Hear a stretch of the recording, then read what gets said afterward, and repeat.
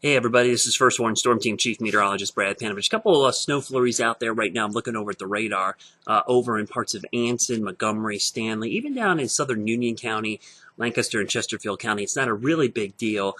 There's just a few clouds moving through with a few snow flurries. Otherwise, it's clear over Charlotte, and it's brutally cold. There's actually heavier snow in the mountains right now moving through those areas. Let's take a look at kind of the setup tonight. For most of us, it's just going to be cold, but for a few of us, it's going to be very, very snowy, especially in the North Carolina mountains. All right, here's a look at the current surface conditions. As you can see, it is cold. These are the current temperatures out there. But when you look at the radar, there's a few pockets of flurries right now from Concord to Mount Pleasant down towards Locust. You can see it just updated moving towards Oakboro, then down into southern Union County. Then it looks like it mixes with some rain and sleet out here towards Southern Pines. This is really light stuff. It's much heavier back here in the mountains. You can see all this snow moving towards the North Carolina mountains. I'm going to loop this a couple of times, kind of give you an idea of how this stuff is moving in. This is that northwest flow snow that we get here in the North Carolina mountains all the time. The moisture gets picked up from the Great Lakes, gets deposited downwind of the lakes. Here's a wider view. Let it loop through a couple times. You can see all of these snow showers and the heavy snow bands, which are now setting up, coming off of Lake Michigan, Lake Huron, Lake Erie. All of this stuff is moving down towards the south and the east. I'll take the current temperatures off there so you can see a little bit better. But look at this band coming down from Michigan.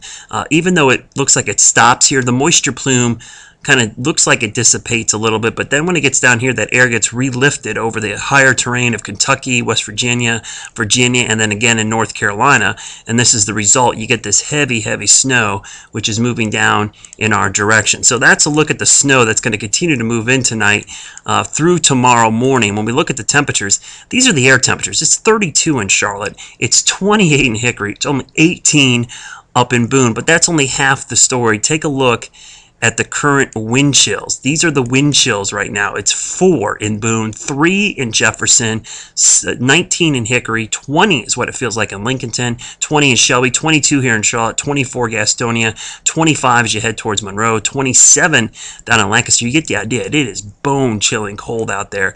The only areas reporting snow right now are back here in the mountains and then up here north of Greensboro, up here at Rockingham Airport, we've got a little bit of snow. What are we talking about as far as totals here in the next 24 hours or so? Let's take a look at a couple of models. We'll turn the radar off and we'll put our model data on. This is our high resolution model, and I'm going to put this out 36 hours into the future.